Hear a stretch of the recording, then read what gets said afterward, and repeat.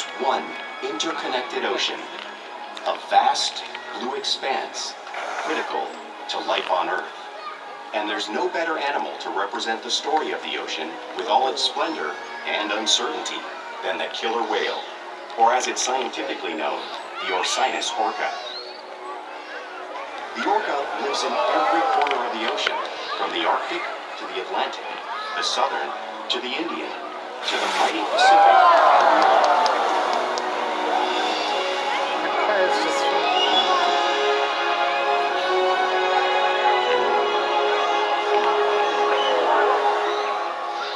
This whale's story is the ocean's story, and it is one we all share.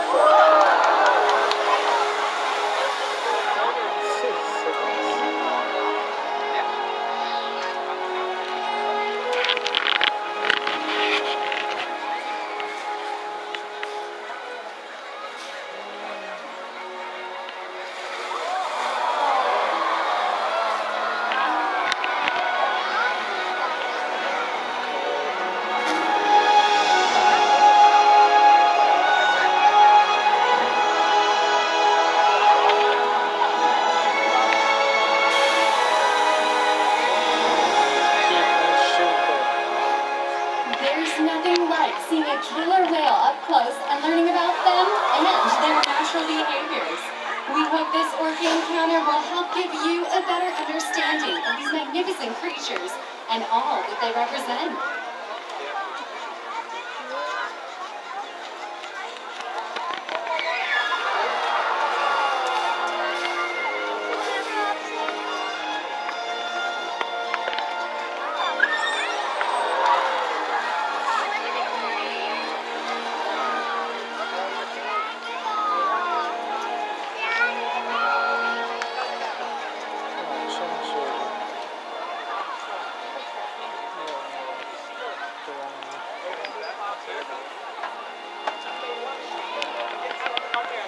While they are found in every ocean, orcas living off the coast of Iceland are quite different than those near Costa Rica.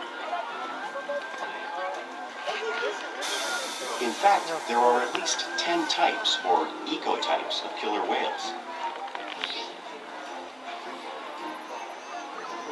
An ecotype describes the differences between killer whale size, physical form, prey, social structure, and habitat. As you can see, the differences are subtle, but noticeable when compared side by side. Orcas are adapted perfectly to their environments. And even the whale's black and white coloration has a purpose. It camouflages the outline of their bodies in the water, making it easier for them to surprise and catch their prey.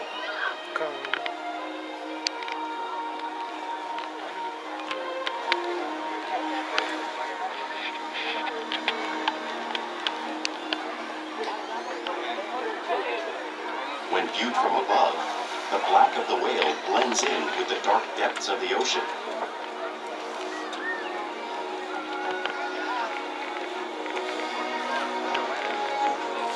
When viewed from below, the orca's white bellies match the brighter surface of the water, blending with the light above, giving them the perfect camouflage.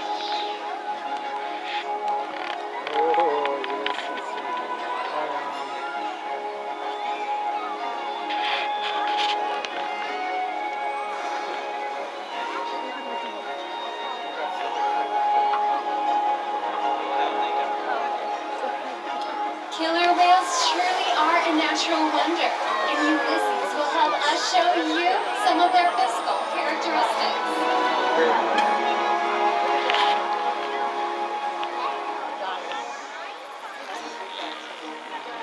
Their blowhole is perfectly designed for grabbing a quick breath of air from the surface of the water. Even the location of their eyes is to their advantage. You might think it's in that white patch, but that's a visual distraction. It's actually above the corner of their mouth in the black space, camouflage from thrashing prey. That tall fin on their back is called a dorsal fin. It helps to stabilize them when they swim and regulate their body temperature. Now you may notice that fin might begin to curve over time.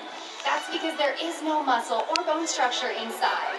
Unlike the pectoral flippers, which have 5 bony digits inside, just like the human hand. Now those pectoral flippers are used mostly for steering and stopping while the whale swims.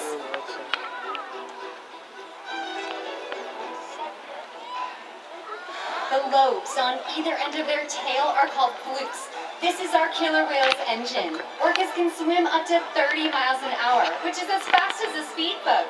But they swim the fastest, and they use the most energy when they propel their nearly 10,000-pound bodies all the way up and out of the water.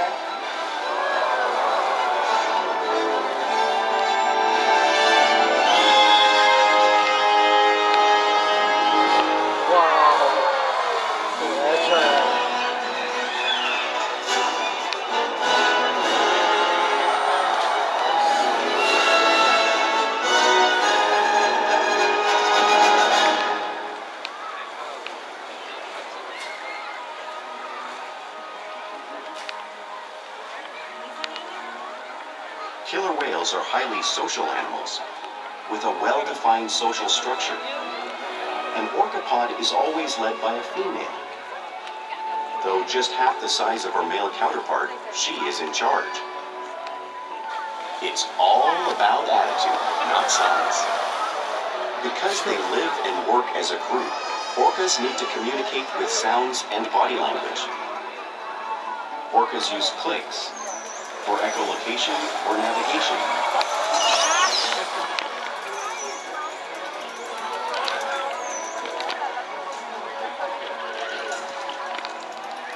Whistles to socialize in the pod. And calls for group coordination and hunting.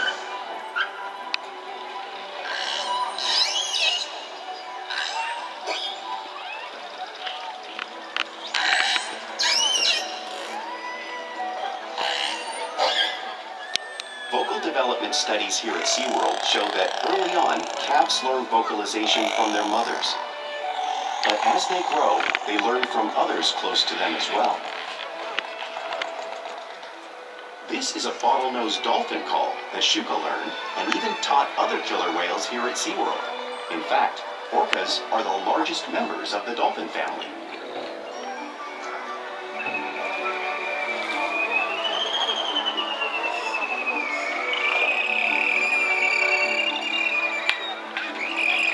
Whales here and in the wild use vocalization to communicate all the time. Like all animals, killer whales also use body language as a form of communication. A pectoral slap at the surface of the water can be used to show dominance or to get noticed. For example, a mother might use a pet slap to get her calf's attention. But when they really want to be heard, they breach.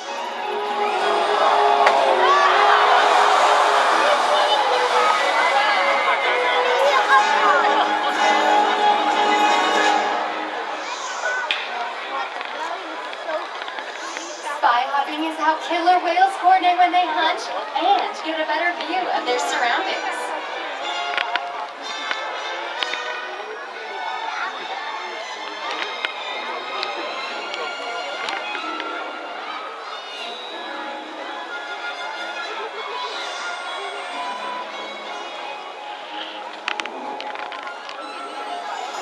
Fluke slaps are another form of communication that killer whales use in the wild.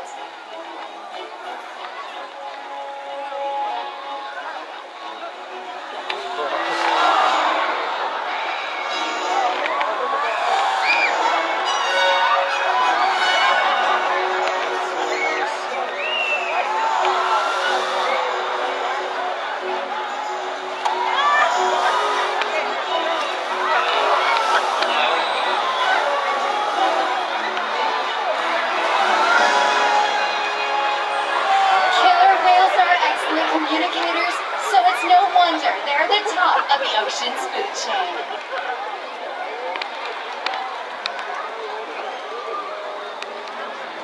Killer whales work together to rear their young, protect their pod, and most importantly, pursue, and catch their prey.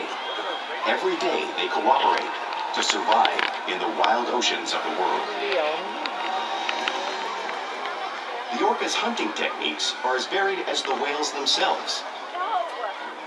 Norwegian killer whales will circle herring, herding them together. The whales use sounds to coordinate with each other and to disorient the herring. With the fish confused and contained, the whales stun them with their powerful tail flukes, making for an easy meal.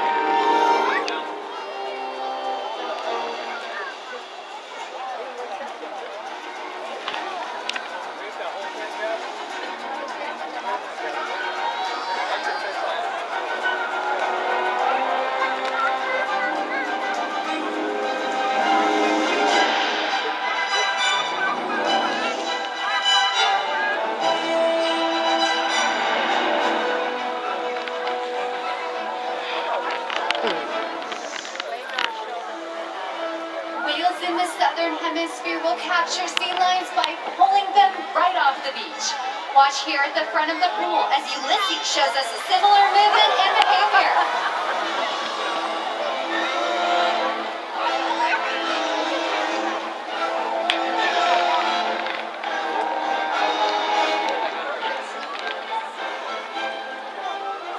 And Arctic orcas will actually create waves that wash over floating ice and knock unsuspecting seals into the water. Watch Makani as he demonstrates this unique wave-making technique, showing off one of the many complex and impressive hunting abilities that killer whales have developed around the world.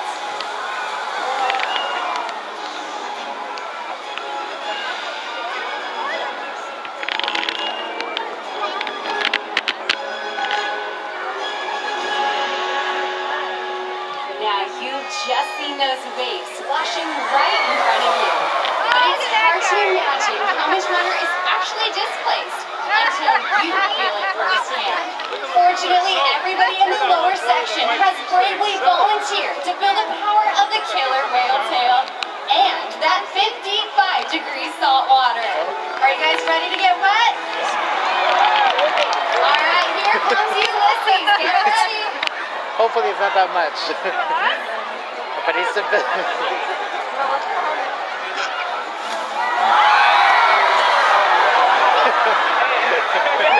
Close.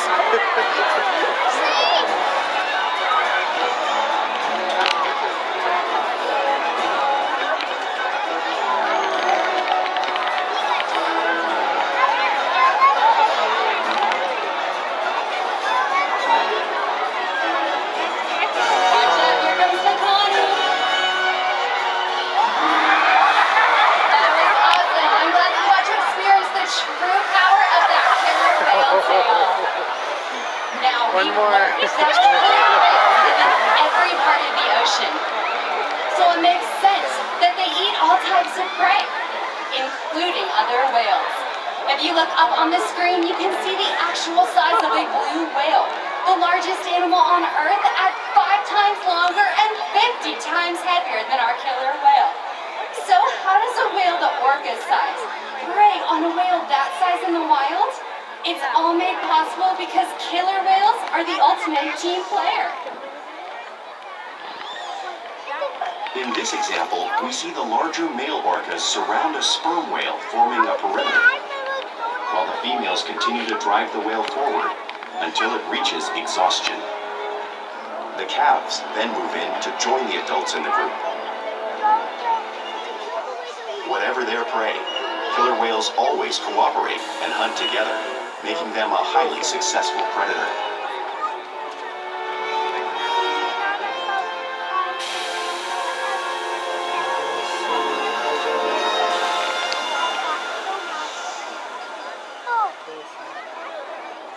Play is an essential part of everyday killer whale life. It's how they teach young whales to hunt and how they practice their skills as they grow.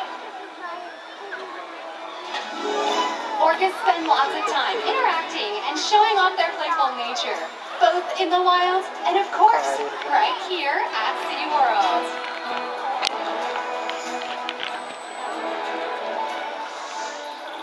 porpoising is when a whale swims fast at the surface, breaking out of the water briefly.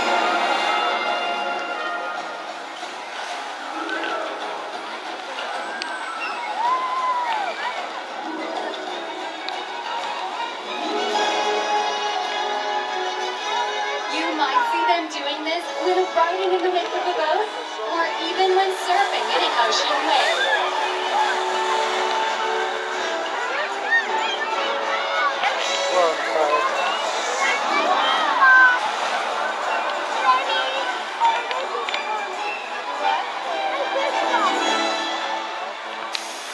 Orcas love to be touched, so they'll often rub their bellies along rocks when they swim. Watch here at the front of the pool, this orchid shows us a similar movement, just like whales in British Columbia. No.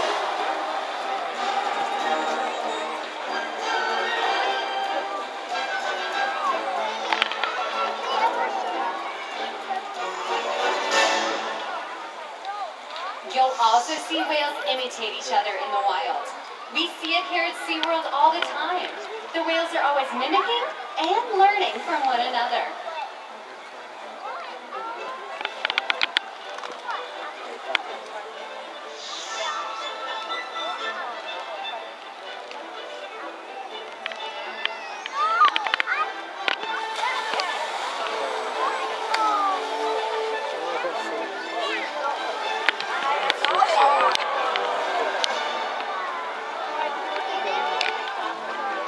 Now, playful behavior does have a purpose. A tail whip is used in hunting to stun fish. But today, it looks like that same tail whip might just be stunning all of you.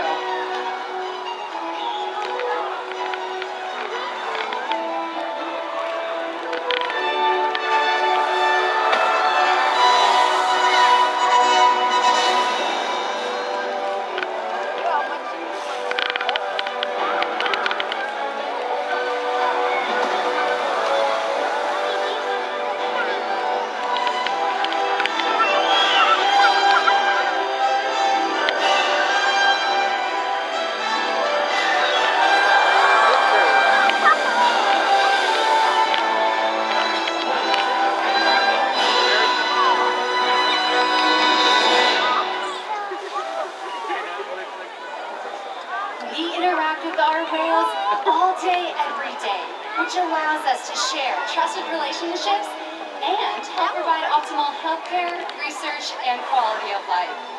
All the whales here at SeaWorld take part in their own health and well-being. We train husbandry behaviors, which allow us to focus on their health. They'll line their bodies up along the wall, which allow us to take ultrasounds, body scans, and even obtain a blood sample from the vein that runs through their tail, as you can see Nakai demonstrating below the screen. This allows us to get a better picture of their overall health. They'll even slide out onto a scale so that we can monitor their weight. We weigh our whales once a week to make sure those young whales are growing properly and the older whales are maintaining a healthy body weight. They'll even allow us to take a breath sample from their blowhole. All of this is possible because of the trusted relationship we built together, day after day, right here at SeaWorld. Now I'd like to slow things down a minute and introduce all of you to two of our whales. Here comes to the front of the pool, 20-year-old Nakai, and right there below the screen there is 33-year-old Orkid. Now these two are absolute best friends and love spending all day together. They also love ice cubes, snowballs, and even sugarless jello.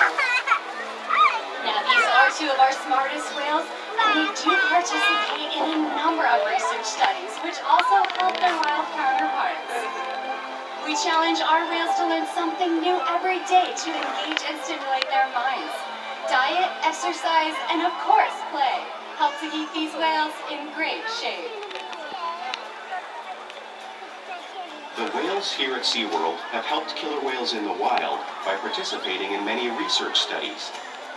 One ongoing study monitors the whale's heart rate and breathing to understand how marine noise pollution from ship engines and other sources affect wild populations. In another study, scientists from NOAA, the National Oceanic and Atmospheric Administration, took measurements of the killer whales living here, including pregnant whales. By comparing these measurements with drone footage of killer whales in the wild, scientists are able to monitor the wild population's nutritional and reproductive states. Other research has been done here at SeaWorld on the mother whale's milk composition. This research will help create an effective model to understand how toxins in the ocean impact wild killer whales and their milk supply. What we learn from the whales in our care every day is actively helping whales in the wild survive. And just by being here today, you've supported our rescue, research, and conservation efforts all around the world. If we work together, like the killer whale, we can protect the future of the Orca and this beautiful planet that we all share.